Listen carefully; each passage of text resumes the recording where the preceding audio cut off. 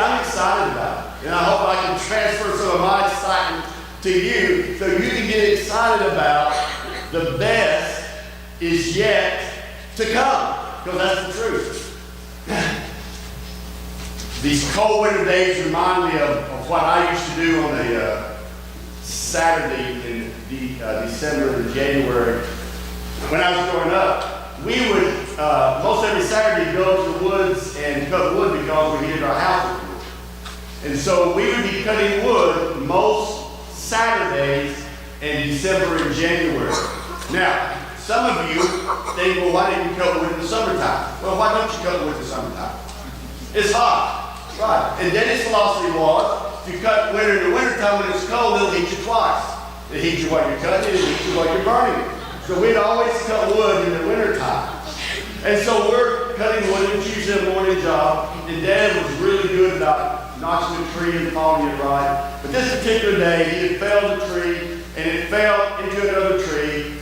And so that meant getting the tractor out, and a few-hour job turned into an all-day job. Well, as the time wore on and became late afternoon, I started to get anxious because it's Saturday night. What happened Saturday night? I have a date with Cheryl Harris. I got tickets to her concert. I've got plans, okay? I've got plans that I have to fulfill. I have a young lady that's waiting for me to come pick her up in my Ford pickup truck and take her to show her the night of her life. So I know she's going to lose that. And so I informed Dad. I said, look, I'm going to have to go in a few minutes. I've got plans. He says, well, you're not leaving until we're through.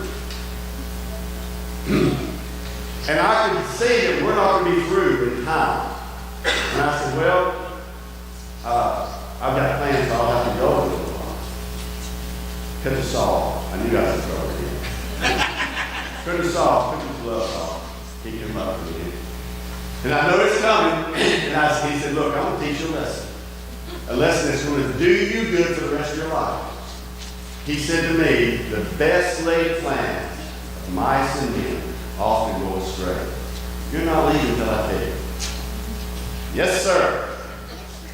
I missed my day that night. But I learned an important lesson. That sometimes you make plans and it doesn't work out the way that you planned. How many of you have already learned that lesson? That things don't turn out like you always anticipate them turning out.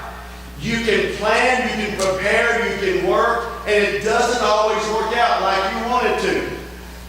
Now, yesterday there were two coaches that their plans didn't work out like they anticipated, right?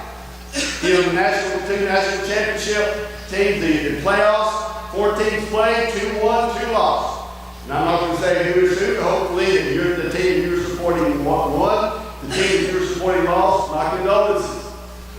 But there were 2 coaches, 2 teams that prepared. They knew it was coming. They had weeks to prepare. He had a game plan. They worked for it, and guess what? It didn't work out like they planned. What happened? They got their butt kicked. Well, I guess if you ask a question, you can just take an answer. Right? That's one way to put it. That's one way to put it. That's true. They lost. It didn't work out like they planned. Now, what if I were to tell you that there is a way that plans will work out, that they will happen, that you can bank on, you can count on, that you can depend upon, that plans that are made for you will assuredly happen without any exception. Would you be interested in that? All right, let's look at scripture real quick. Go to Jeremiah 29. If you're familiar with scripture, you may know the scripture I'm going to in this. And actually, we're going to start with verse 4. Now, what's happened is The Jewish people have been taken in captivity to Babylon. Why did they do that? Because they disobeyed God. God warned them over and over and over again. They didn't do what God said. So he allowed Nebuchadnezzar to take them to captivity. So they are in a bad place. They're in a foreign country. They are reaping the consequences of their disobedience. They are reaping the consequences of their disobedience, so they are uncomfortable. It hadn't turned out like they wanted it to. Okay? So Jeremiah writes them a letter. This is what he said. Speaking for God. This is what the Lord Almighty God of Israel says to all those I carried into exile from Jerusalem to Babylon. Who carried them into exile? Nebuchadnezzar? No, who carried them into exile? I did it, God said. What's happened to you is not the fault of Nebuchadnezzar. What's happened to you? I did it. Because of your sin. It's consequences of your sin. I did it. Don't blame Nebuchadnezzar. I did it. I took you to exile. So what's happened to you, I've done it to you. Build houses, settle down, plant gardens, eat what they produce. Marry and have sons and daughters. Find wives for your sons. Give your daughters in marriage, so they too may have sons and daughters. Increase in number, do not decrease. Also seek peace and prosperity of the city to which I carried you to exile. Pray to the Lord for it, because if it prospers, you will prosper. In other words, what? What's he telling you? Live your life. You're going to be there a while. You're going to be there 70 years. So live your life. It's okay.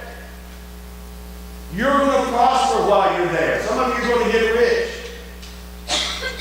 Don't twiddle your thumbs and say, I wish I was back in Israel. I wish this hadn't happened. The past is the past. Don't regret what's happened. Don't let what's happened in the past affect your future. Go on with your life from this point on. Yes, you made a mistake. Yes, you're in exile. But forget about it. From this point on, live your life. Prosper. Have a family. Let your kids have families. Because it won't last forever. This will come to an end. What he says.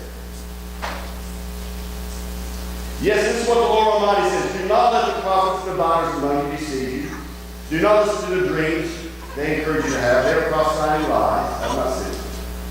This is what the Lord says. When the 70 years are completed for Babylon, I will come to you. I will fulfill my promise to you to bring you back to this place. For I know the plans I have for you, declares the Lord. Plans to prosper you, not to harm you. Plans to give you hope and a future. Did you see that? You hear what God just said? I've got plans for you. I've not forgotten about you. You haven't fallen into a trap that you can't get out of.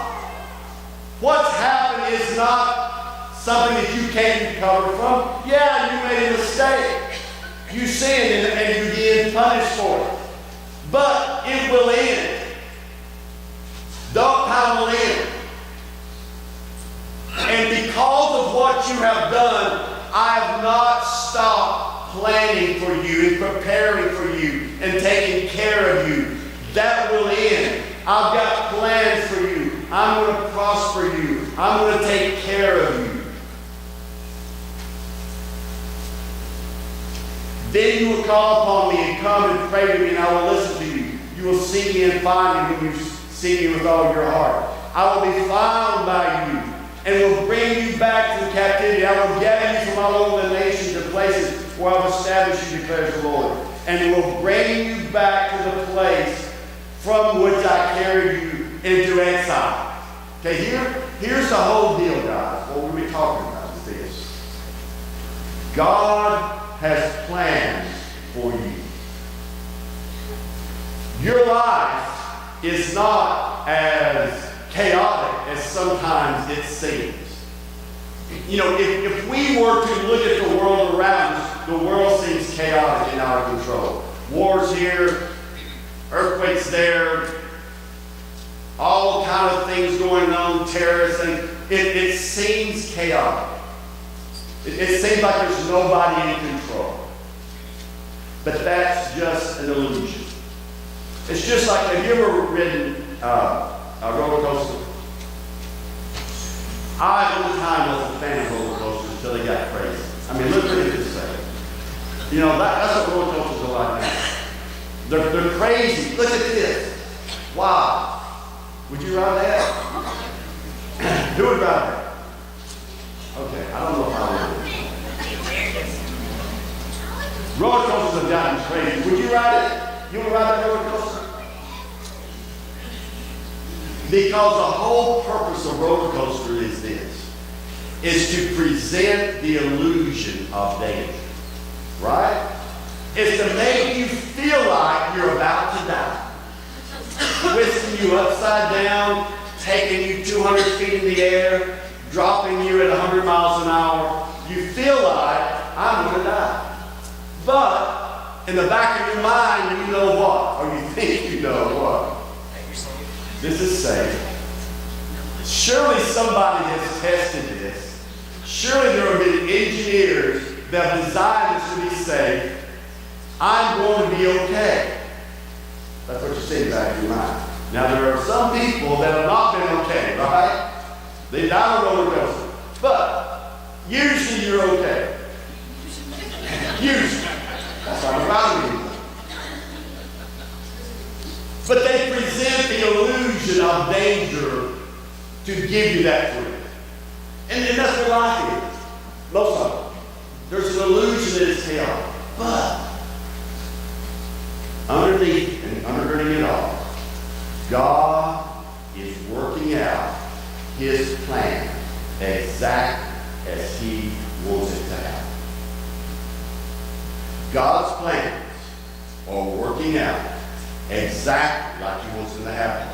These books, if you read them, is the story of God working out His plan exactly as He wanted to start, as He wanted it to happen. We have just gone through a holiday called what? Christmas, about the coming of the Messiah, prophesied thousands of years before. The Bible says that Jesus Christ was a lamb slain from the beginning of time. Before anything happened, it was God's plan. And it happened exactly like He wanted it to happen.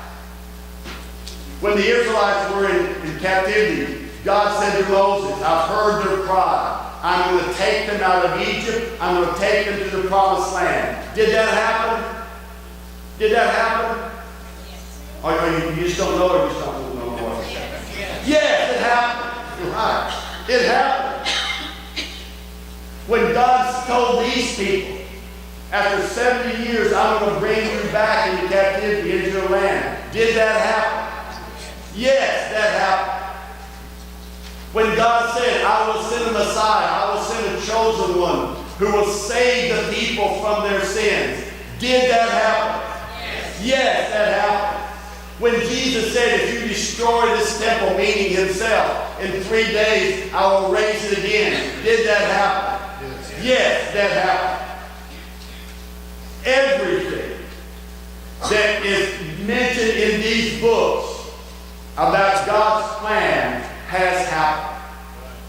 That gives me confidence to know and to think that everything else He said about is going to happen. So, here's the deal.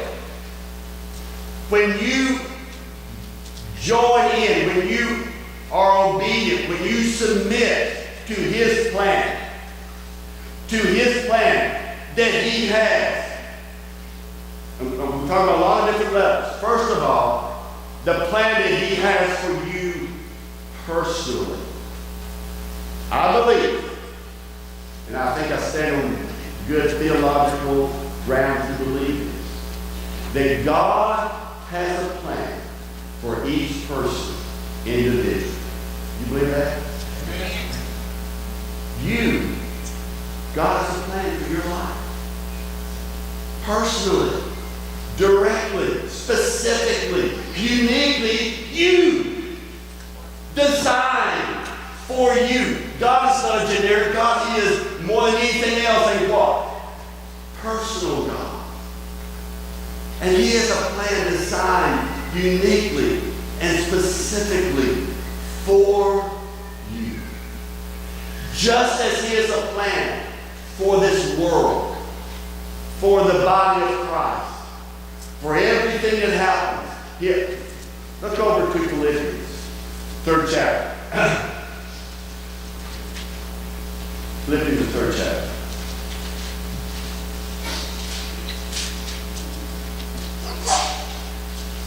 Verse 12. Paul says, not that I have already obtained all this, or already been made perfect. But listen, but I press on. I'll press on to take hold of that for which Christ took hold of me. And I know that sounds kind of confusing, but listen to me. I press on to grab something for which Christ has grabbed me. It's not just that I'm reaching to achieve what God has for me, but God has something for me to achieve. He has grabbed hold of me. He has taken hold of me. Let's go on. I do not consider myself yet to have taken hold of it, but one thing I do. Forgetting what is behind, straining toward what is ahead, I press on toward the goal to win the prize for which God has called who? Who? Me. Heavenward in Christ Jesus. Is me an individual pronoun? Is it personal? First person? Not we, not them, but me. That you have a specific plan that God has called you to. You have a prize that God has called you to. You have a mission that God has called you to. That's personally and unique. For God has plans for you. And Paul says, whatever's happened in the past, it's past. I'm going to forget about it.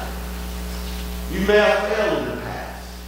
You may have stumbled in the past. You may have sinned in the past.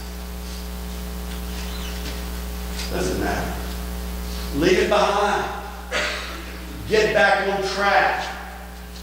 Just like God told the Israelites, yeah, you're going to be in captivity for 70 years. Now, let's get on with life. There are consequences for what's happened, but that doesn't mean I've lost faith in you. I've lost trust in you. That doesn't mean that my plans have been subverted. I still got plans for you. You may have failed in the past, but God's not concerned about you. Your destiny is not from your past, it's in your future. What's happened in the past, God forgives and forgets. Let's move on from that. And what a great lesson for this year, the first day of the year, is move on from things that have happened in the past. I spent this last week cleaning up stuff from this last year, personally, individually, spiritually, relationally, that I need to clean up. Did you do some of that too? Because I didn't even drag it into 2017. You know, 2016 was a difficult year in a lot of ways. Was it for you? It was for me in a lot of ways. And I would move past that. I would go past it. And so I cleaned up a lot of stuff I had to clean up. Took care of a lot of business that I needed to clean up. So that I could move into the future, into the destiny God has for me, unencumbered by dragging things into the future. God doesn't drag things into the future. We do. Is that right? God doesn't say, here, I want you to carry this weight of your past sins in the station you've read with for a while. God doesn't give you that burden. You take that burden on yourself. Let it go. Let it go. Paul says, forgetting what's behind, I press on toward the prize he has called me heavenward in Christ. One good thing about, I think, New Year's is it reminds us of something that is true that we're not always conscious of. And that is that time is passing. You know, really, we're not always aware of the passing of time. We just kind of live our life day to day, we go about our business, and we don't realize that time is passing. In 2017, we played, another year's old. 2017. And how many times I heard people say, can you believe it's already December? Can you believe it's already the new year? Just like yesterday, we were celebrating, whoopee, 2016 is here. Now 2007, time is passing. You know, the earth is spinning at 1,040 miles per hour. Yeah, leave that up. That's one. The earth is spinning at 1,040 miles per hour. That's how fast the earth is spinning. You are spinning. The earth is spinning on its axis at 1,040 miles per hour. You feel it? You get dizzy? Well, sometimes some people do. They get vertigo and they feel it. But you don't feel that, do you? But it's that time is passing. We used to have these merry-go-rounds on our playground. Remember these old-fashioned merry-go-rounds? You know, they don't have these anymore because they're dangerous. When they were on our playground, they didn't think they were dangerous back then. And what made these dangerous is, how many did it? You get inside and you push it. Yeah, that's how you really do it real fast. You get inside and you push it. Now the problem is, if you ever fall down, you better duck. Because that little bar's coming around pretty quick. If you don't duck, you learn a lesson. Duck when you fall, right? Because now, you know, the merry-go-rounds, they're solid. They don't make them like this anymore, but these are dangerous, you know. Who was raised in a dangerous time when things were dangerous? And we survived somehow. I don't know how we did, but we survived, still alive. But you get on this thing, you get on this merry-go-round, and the goal was to get spinning as fast as you can, because what you want to do, you want to destroy everybody else. Because you felt that centrifugal force throwing you off the faster you go. And if you try to push from the outside, you can only push so far until you get thrown off. And so you felt that spinning, you felt that force. You know, if we're spinning on this earth, we don't feel that. We don't sense time passing. And that's not necessarily a good thing. Look at what Psalm says. Psalms 9.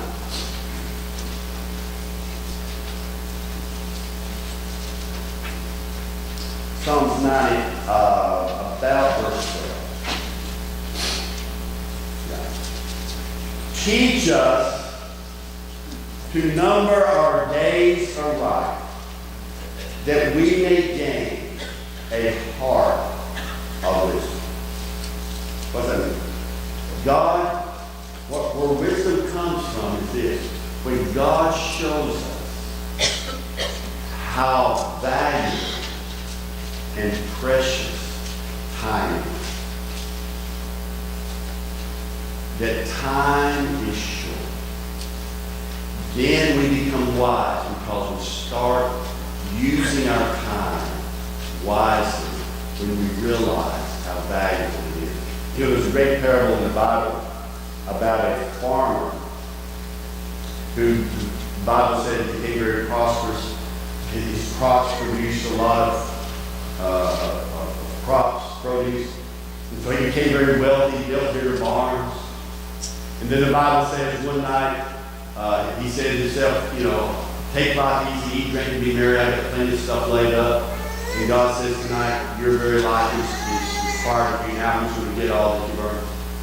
And it's an interesting story because it tells us about a man who had plenty of money, but no time.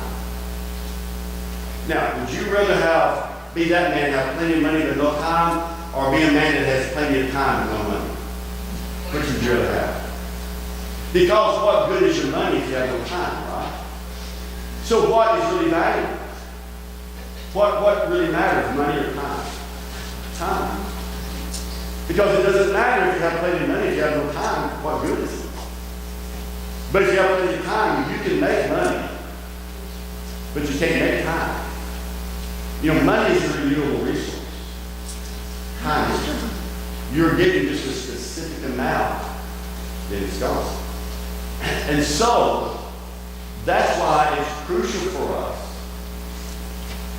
to understand that time is short. Now, this is the reason I said that. Look at Mark 12 chapter.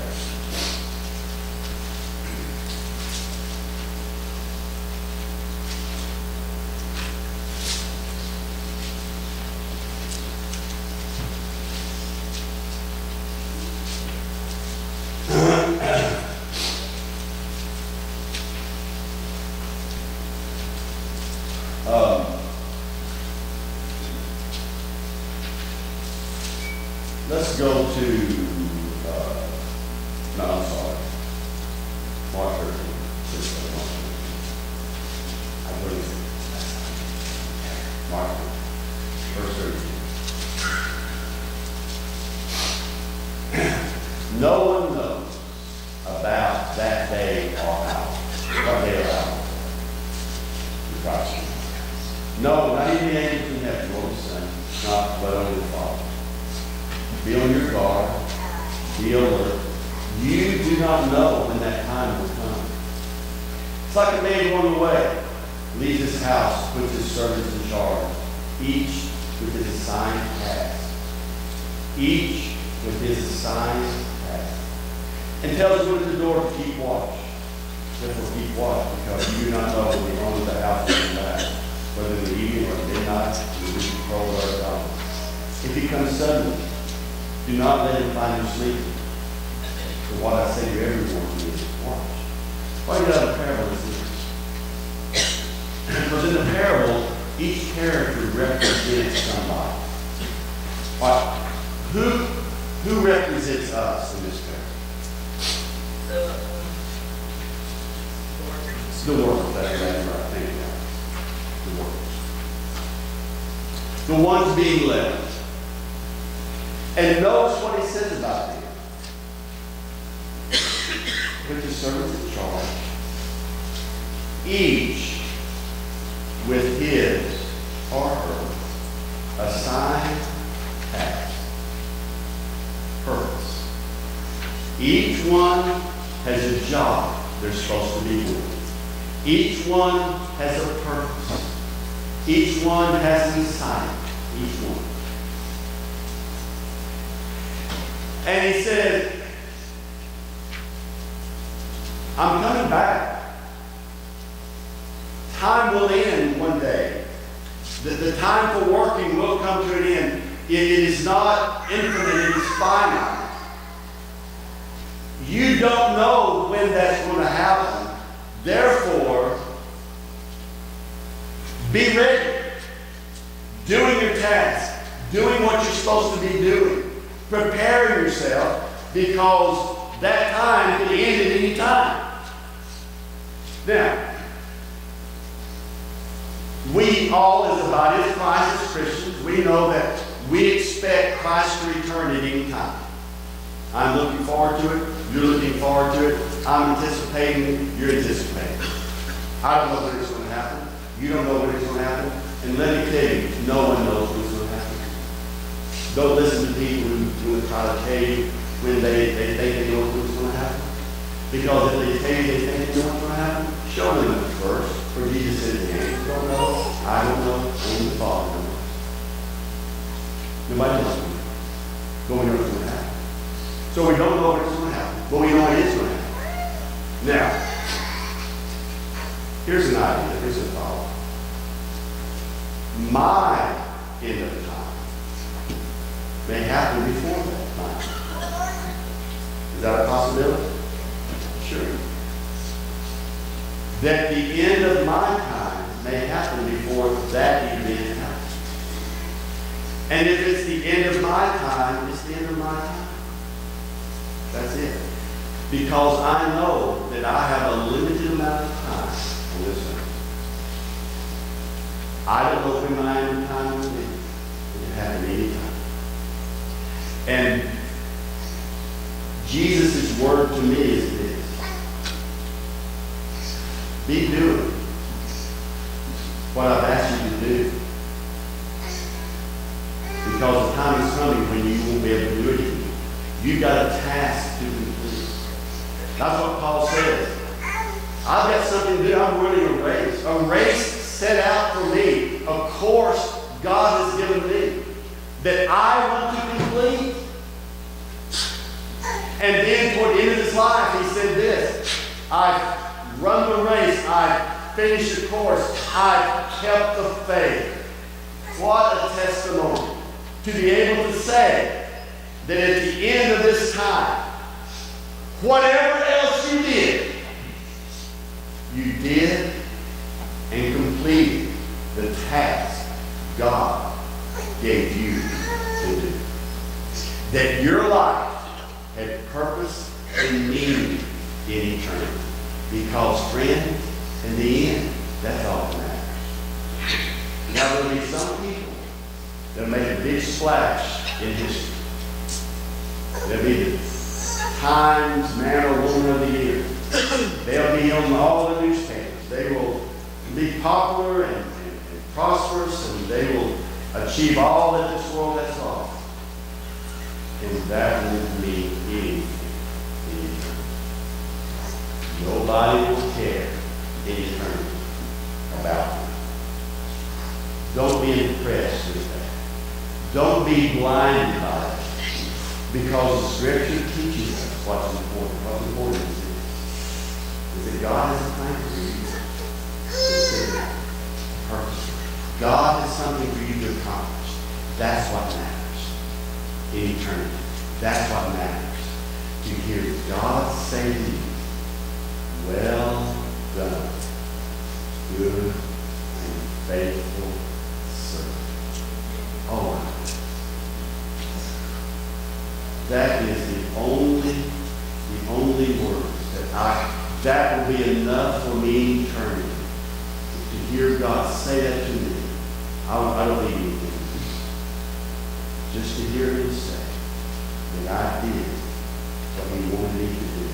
And I accomplished the task, the mission that he gave me. And that my life meant something in eternity. And I fulfilled the plan that he had for me. You see, friends, the best is yet to come. What God has for you is better than what you did.